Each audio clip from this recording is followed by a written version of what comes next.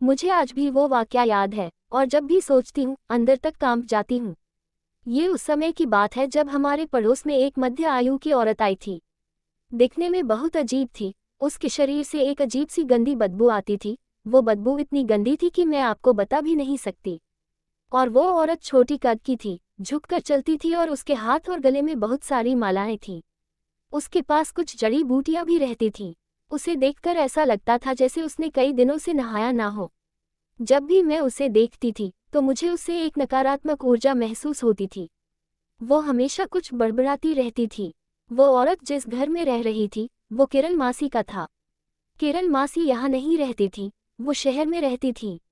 इसलिए उन्होंने अपना घर रवि मामा के कहने पर उस औरत को किराए पर दे दिया। क्योंकि रवि मामा रियल एस्टेट का काम करते थे, मुझे उन पर बहुत गुस्सा आया था। मैं अपने आप से कहती थी, रवि मामा ने ऐसा क्यों किया, उस औरत को यहाँ क्यों लाए। मैंने अपनी माँ से भी कहा कि मुझे वो औरत बिल्कुल भी पसंद नहीं है।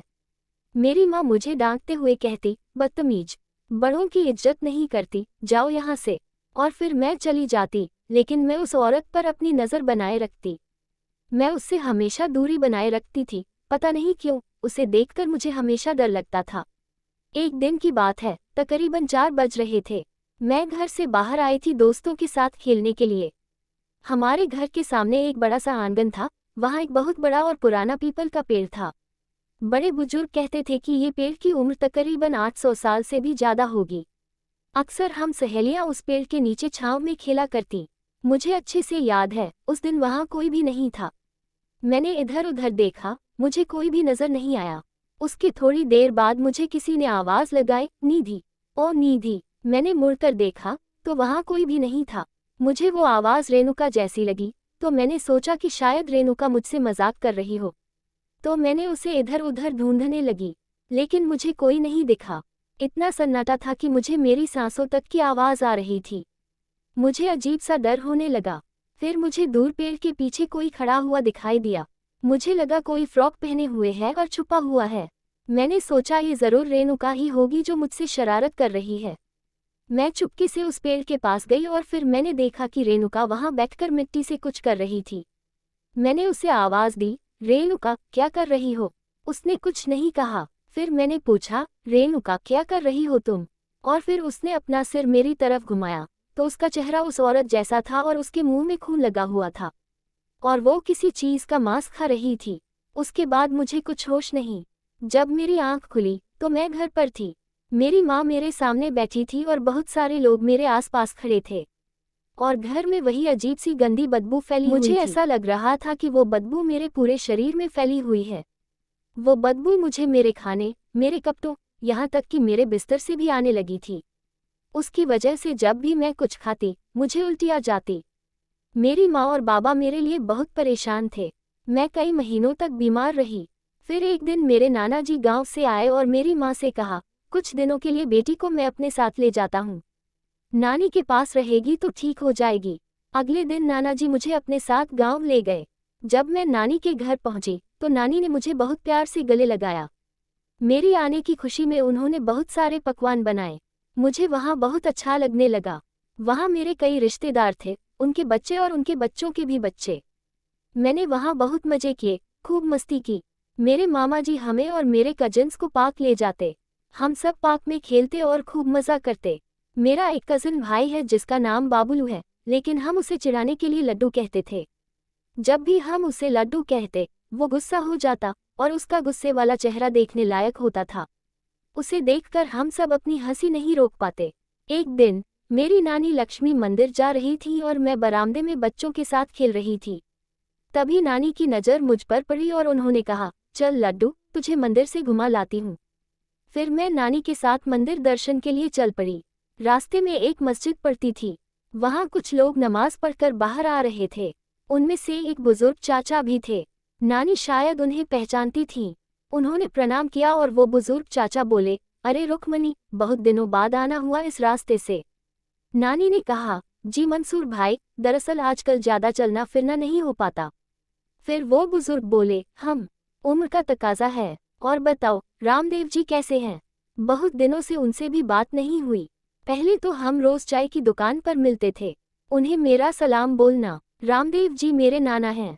उसके बाद उस बुजुर्ग की नज़र मुझ पर पड़ी और वो थोड़ी देर तक मुझे देखते रहे। फिर नानी ने कहा, ये मेरी नातिन है, कुछ दिन पहले शहर से घूमने के लिए आए हैं। उनकी बात सुनकर वो बुजुर्ग चाचा मुस्कुराए और फिर मुझसे बोले, बेटा, वो बदबू अभी भी तुम्हें महसूस हो रही है ना? ये सुनकर मैं डर गई। फिर वो चाचा नानी से बोले, अच्छा रुक्मणी, मैं चलता हूँ, मुझे जोहर की नमाज के बाद बहुत भूख लगती है। फिर मेरे पाँव खुद ब खुद घर की ओर चल पड़ते हैं। नानी मुस्कुराए और बोली, मेरे और मेरे परिवार के लिए दुआ कीजिएगा मंसूर भाई। वो बुजुर्ग चाचा ने कहा, मैं दुआ जरूर करूँगा, तुम लोगों को इसकी बहुत ज़रूरत पड़ने वाली है। फिर हम मंदिर की ओर चल पड़े। हमने मंदिर का दर्शन किया और पंडित जी ने हमें प्रसाद दिया। फिर हम घर की तरफ लौट गए। लौटते समय नानी ने कुछ खरीदारी भी की और मुझसे कहा, लड्डू, तुझे कुछ चाहिए? मैंने कहा, हाँ नानी, मुझे आइसक्रीम खानी है। नानी ने कहा, अरे नहीं नहीं, तू तो अभी अभी ठीक हुई है, आइसक्रीम नहीं, कुछ और बोलो। मैंने नानी के सामने रोने वाली शक्ल बना ली। मुझे पता था नानी मुझसे बहुत प्यार करती हैं, वो मुझे मना नहीं कर पाएंगी। और हुआ भी वही। नानी ने कहा, अच्छा ठीक है, अब रोना बंद करो, पर तेरे नाना जी को पता नहीं चलना चाहिए, वरना वो मुझे बहुत डांटेंगे। मैंने कहा, अच्छा ठीक है, मैं नाना को नहीं कहूँगी। फिर नानी ने मुझे आइसक्रीम खरीद दी और बड़ी खुशी से आइसक्रीम खाते हुए हम घर लौट आए नानी के साथ। कुछ दिन ऐसे ही मज़े करते हुए बीते। फिर एक दिन मेरे घर से मम्मी का फ़ोन आया।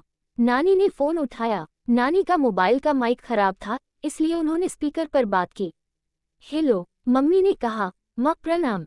नानी ने कहा, जीती रहो, कैसी हो, और तुम लोग कब आओगे यहाँ, तुम्हारी बहुत याद आती है। पूरे 1 साल हो गया तुम लोग आए थे, क्या तुम्हें अपनी माँ की याद नहीं आती? और नानी रोने लगी। ये देखकर मुझे नानी के लिए बहुत दुख हुआ। फिर मम्मी ने कहा, माँ, मुझे तुम और बाबा की हर वक्त याद आती है, पर क्या करूँ, तुम्हारे दामाद के ऑफिस में काम का बहुत प्रेशर है, उनका काम खत्म ही नहीं होता। मैंने उन्हें कई बार कहा है कि हम लोग माँ बाबा से मिलकर आते हैं, वो हर बार एक ही बात बोलते हैं, अगले छुट्टी पर हम लोग जाएंगे। फिर नानी ने कहा, नहीं, दामाद जी पर उनके ऑफिस का काम का प्रेशर बहुत है, मैं समझ सकती हूँ। तुम चिंता मत करो, जब उनका काम का प्रेशर थोड़ा हल्का होगा तो वो तुम लोगों को ले आएंगे।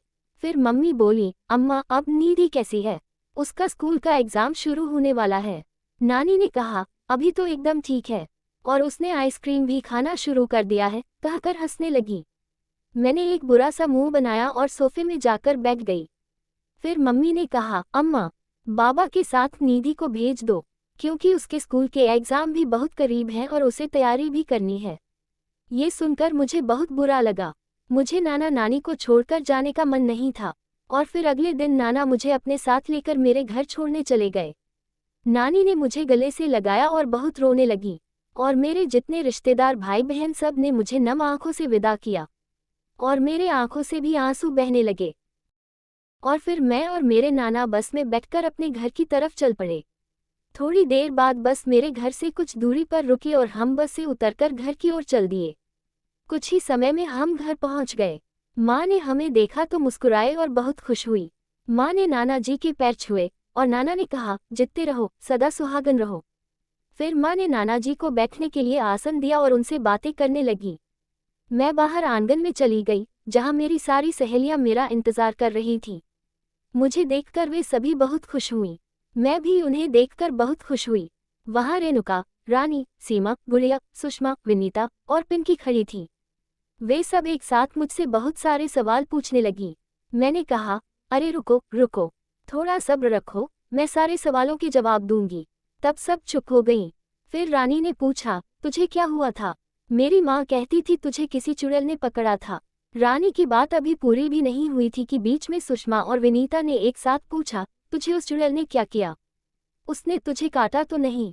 अचानक गुड़िया बोल पड़ी, मैंने फिल्म में देखा है, जब कोई चुड़ैल किसी को काटती है तो वह भी चुड़ैल बन जाता है। सबने एक साथ कहा, क्या तू भी चुड़ैल बन जाएगी? इससे पहले कि मैं कुछ कह पाती, रेणुका बोली, पागल हो क्या तुम सब? वैसे भी उसे चुड़ैल नहीं, जोगी कहते हैं। ये सुनकर मैं हंस पड़ी और कहा, छोड़ो इन बातों को, ये बहुत लंबी कहानी है, मैं तुम सबको बाद में बताऊंगी। चलो अब खेलते हैं। फिर हम सब खेलने लगे। कुछ देर बाद माँ ने मुझे आवाज दी, निधि, निधि। ये लड़की सुनती भी नहीं है। मैं दौड़ते हुए माँ के पास गई और कहा, हाँ माँ, बोलो। माँ ने कहा, नाना जी जा रहे हैं, उनसे आशीर्वाद ले लो। मैं नाना जी के पास गई, उनके पैर छुए और उनका आशीर्वाद लिया। नाना जी ने मेरे सिर पर हाथ फेरा और मुझे बहुत प्यार किया। उन्होंने मुझे कुछ पैसे दिए और कहा, आइसक्रीम खा लेना। मैंने शर्माते हुए कहा, पर मैं तो आइसक्रीम खाती नहीं हूँ, मेरी तबीयत खराब है ना। नाना जी हंस पड़े और बोले, मैंने तुम लोगों को आइसक्रीम खाते हुए देख लिया था। फिर हम सब हंसने लगे। नाना जी चले गए और उसके बाद मेरी दिनचर्या रोज की तरह सामान्य हो गई। मुझे अपनी एग्जाम्स की तैयारी करते हुए काफ़ी समय हो गया था और फिर वो दिन आ गया जब मेरा एग्ज़ाम खत्म हो गया। मेरा रिजल्ट भी आ चुका था और मुझे पता चला कि मैं अपनी क्लास में पहली आई हूँ। मम्मी पापा खुशी से झूम उठे। उन्होंने आसपास के घरों में मिठाइयाँ बांटी, सब लोग खुश थे और मैं भी अपने आप को बहुत खास महसूस कर रही थी। जब लोग तुम्हारी खुशी में शामिल होते हैं तो सब कुछ कितना सुंदर लगता है ना? ये एहसास मुझे अंदर तक सुकून दे रहा था। उसी दिन मैं अपनी दोस्त नफीसा के घर मिठाई देकर लौट रही थी। रात का समय था और गली में थोड़ा सन्नाटा था। अचानक वही गंदी बदबू का एहसास हुआ जो पहले भी हो चुका था। मेरी रूह कांप गई थी। मैं डर से थरथराने लगी और पीछे मुड़कर देखा तो वही औरत कुछ दूरी पर खड़ी थी, सिर्फ मुझे देख रही थी। जैसे ही मेरी नज़र उस पर पड़ी, मेरे शरीर से जान निकल गई। लगता था जैसे मेरे पैर जमीन में गड़ गए हों, मैं हिल भी नहीं पा रही थी। तभी मेरे बदन में एक अजीब सी घबराहट होने लगी और मेरे मुंह से जबान निकलने लगी। धीरे धीरे मैं जमीन पर गिर गई। मैं अपने शरीर पर कंट्रोल नहीं कर पा रही थी, लेकिन मेरी आंखें खुली थीं। सब कुछ देख और सुन पा रही थी। वो अजीब सी बदबू वाली बुढ़िया मेरे पास आई, बिल्कुल करीब। उसने मेरी तरफ देखा और अपनी शक्ल बिगाड़ी, जैसे मुझे देखकर उसे बहुत गुस्सा आता हो। उसके हाथ में मिट्टी जैसी कोई चीज थी जो उसने मेरे ऊपर डाल दिया। उसकी बदबू इतनी ज्यादा थी कि मेरी सांस लेने में मुश्किल हो रही थी। तभी एक औरत की आवाज सुनाई दी, ए बुढ़िया, क्या कर रही है? उस लड़की को छोड़ दे। बुढ़िया उस आवाज को सुनते ही वहां से चली गई। इतना ही याद है मुझे, जब मेरी आंख खुली तो मैं हॉस्पिटल के बिस्तर पर थी। सब कुछ सपना लग रहा था, लेकिन वो बदबू अब भी मेरी यादों में थी। जब मैं अस्पताल से घर वापस आई तो मेरी माँ ने मुझे बताया, विमला मासी तुझे वहां से उठा के लाई थी, तब तू बेहोश सी थी। फिर हम तुझे जल्दी जल्दी अस्पताल लेके गए। क्या हुआ था तेरे साथ? विमला मासी बोल रही थी। कोई बुढ़िया सी औरत तेरे पास खड़ी थी। मैंने उसे ठीक से नहीं देखा, लेकिन मुझे कुछ अजीब सा लगा। फिर मैंने जोर से चिल्लाया तो वो बुढ़िया दूर चली गई। मेरी माँ ने मुझसे पूछा, तुझे कुछ याद है निधि? तू कुछ बोल क्यों नहीं रही? मैंने धीरे से जवाब दिया, मुझे सिर्फ इतना याद है कि उस वक्त मेरी तबीयत बहुत ज्यादा खराब हो गई थी। मुझे चक्कर सा आ रहा था और फिर मुझे पता नहीं क्या हुआ, मुझे कुछ याद नहीं है माँ। और फिर मैंने माँ से कहा, माँ, मेरा पूरा शरीर दर्द से टूट रहा है, मेरा सर बहुत दुख रहा है, मुझे बहुत डर लग रहा है, माँ मुझे बचा लो। माँ ने पूछा, क्या हुआ है तुझे? किस चीज से डर लग रहा है? बता मेरी बच्ची।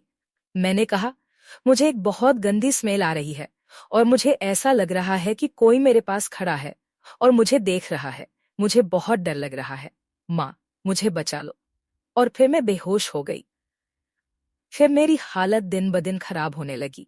मैं इतनी कमजोर हो गई थी कि चल भी नहीं पाती थी और ना ही कुछ खा पाती थी। मेरा रंग काला पड़ गया था और मैं दिन ब दिन पतली होती जा रही थी। मैं अकेले में अपने आप से बातें करने लगी। मेरी माँ का हाल बुरा हो गया था, वह दिन रात रोती रहती थी। मेरी माँ ने मुझे हर बड़े डॉक्टर को दिखाया। हर डॉक्टर एक ही बात कहता, इसका इलाज किसी साइकेट्रिस्ट के पास है। बाबा और माँ मुझे कई साइकेट्रिस्ट के पास ले गए, मगर कोई फायदा नहीं हुआ। मेरी हालत दिन ब दिन और बिगड़ती गई। फिर किसी ने कहा, तुम्हारी बेटी को शायद ऊपरी हवा लग गई है, किसी अच्छे ओझा या तांत्रिक को दिखाना चाहिए। मेरी माँ मुझे कई ओझा, तांत्रिक और गुणी के पास ले गई, मगर सब बेकार रहा। हालत इतनी खराब हो गई थी कि सभी ने उम्मीद छोड़ दी थी। मैं गंदी रहने लगी। कोई अगर मुझसे मिलने आता तो थोड़ी देर भी नहीं रुक पाता और तुरंत वहां से चला जाता। मेरी माँ उदास रहने लगी। उसे सिर्फ मेरी ही चिंता थी। फिर एक दिन मेरी माँ के फोन की घंटी बजी। माँ ने नंबर देखा और तुरंत कॉल रिसीव की। हेलो अम्मा कहते ही वह रोने लगी। माँ तुम आ जाओ, बस तुम आ जाओ, बस तुम आ जाओ, बस तुम। और फिर माँ ने कॉल काट दी। अगले दिन मेरे नाना और मेरी नानी घर आए। मुझे देखते ही उनकी आंखों में आंसू आ गए। मेरी माँ ने मेरी नानी को सब कुछ बताया। हमने कितने डॉक्टरों को दिखाया, कितने तांत्रिकों और ओझा को दिखाया, मगर कोई फायदा नहीं हुआ। माँ रोने लगी और बोली, अब हम सब थक गए हैं, माँ मेरी बेटी को बचा लो।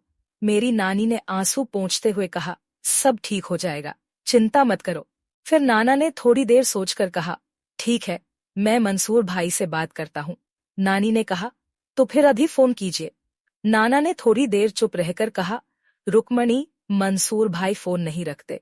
नानी रोते हुए बोली, मुझे कुछ नहीं पता, आप कैसे भी करके मंसूर भाई को लेकर आइए। ऐसी मुश्किल घड़ी में वही हमारी मदद कर सकते हैं। मेरी माँ और नानी के आंसू थम ही नहीं रहे थे। नाना और पापा जल्दी से मंसूर भाई को लेने के लिए निकल पड़े। रात का वक्त था जब सब लोग उनके आने का इंतजार कर रहे थे। मंसूर भाई मेरे घर आए। वो बहुत शांत और गहरे इंसान थे। उन्होंने घर में कदम रखते ही जिक्र किया और फिर बहुत देर तक दुआएं की। फिर वो मेरे पास आए और कुरान की तिलावत शुरू की। उनका हर लफ्ज एक अजीब से सुकून से मेरा दिल भर गया। सब लोग खामोशी से सुनते रहे। मंसूर भाई ने दुआ मांगी और कहा, हर मुश्किल का हल अल्लाह के पास है। कभी उम्मीद मत छोड़ो, क्योंकि अल्लाह अपने बंदों को कभी अकेला नहीं छोड़ता। उन्होंने मुझे पानी पर दुआ पढ़कर पिलाया और फिर गहरी आवाज में बोले, अल्लाह की रहमत से सब ठीक हो जाएगा। उसके बाद उन्होंने कुरान की कुछ आयतें पढ़ी और फिर मेरे ऊपर फूंक मारी। जैसे ही उन्होंने फूंक मारी, मुझे पता नहीं क्या हुआ। मेरी माँ बताती है कि मंसूर भाई ने अपनी एक उंगली मेरे सिर पर रख दी और सुरह बकरा पढ़ने लगे। फिर मुझसे पूछा, तू कौन है और क्यों इस बच्ची को परेशान कर रहा है? सच सच बता। मेरी माँ बताती हैं कि मेरी आवाज बदल गई थी। मैं मर्द की भारी आवाज में बोली, मैं सियारा हूँ, इफरीत कबीले से ताल्लुक रखता हूँ। ए मौलाना, तू मेरा कुछ नहीं बिगाड़ सकता। फिर मैं जोर से हंसने लगी। मंसूर भाई ने पढ़ना शुरू किया तो मैं चीखने लगी, मौलाना बंद कर, मौलाना बंद कर। फिर मंसूर भाई ने पूछा, तू कौन है और कितने हो? मैं बोली, हम 7 लोग हैं इसके अंदर, अब तू पढ़ना बंद कर। मंसूर भाई ने शांति से कहा, ठीक है, अब ये बता तू क्यों आया इसके ऊपर? फिर सियारा बोला, हमें कांति अम्मा ने इस लड़की के पास भेजा है। हम में से एक घोल कबीले से भी है। मंसूर भाई ने पूछा, कांति अम्मा कौन है और कहाँ रहती है?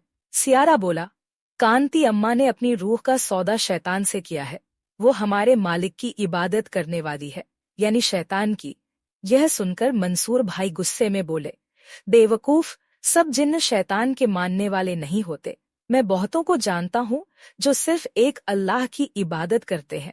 सियारा ने कहा, कांति अम्मा को प्रिय नाम की लड़की ने कहा था कि उसे बर्बाद कर दो और बदले में वो अपनी रूह शैतान को सौंप देगी।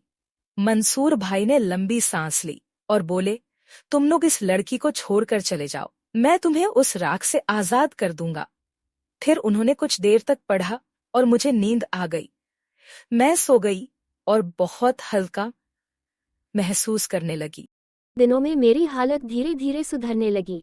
मैं फिर से खाना खाने लगी और चलने लगी। मेरी माँ के आंसू अब शुक्राने में बदल गए थे। घर में जो अंधेरा था वो एक नई रोशनी में बदल गया था। सबने अल्लाह का शुक्र अदा किया।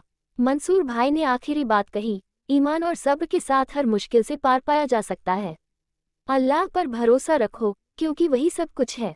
इस वाक़ये ने सबको ये समझा दिया कि इंसानी मदद के बाद असली मदद वही है जो ऊपर से आती है। उम्मीद है आपको मेरी कहानी पसंद आई होगी। अगर आपको मज़ा आया हो तो प्लीज़ लाइक करें, अपनी राय कमेंट में बताएं और चैनल को सब्सक्राइब करना न भूलें। आपके सपोर्ट से मुझे और भी अच्छी कहानियाँ बनाने का हौसला मिलता है। धन्यवाद।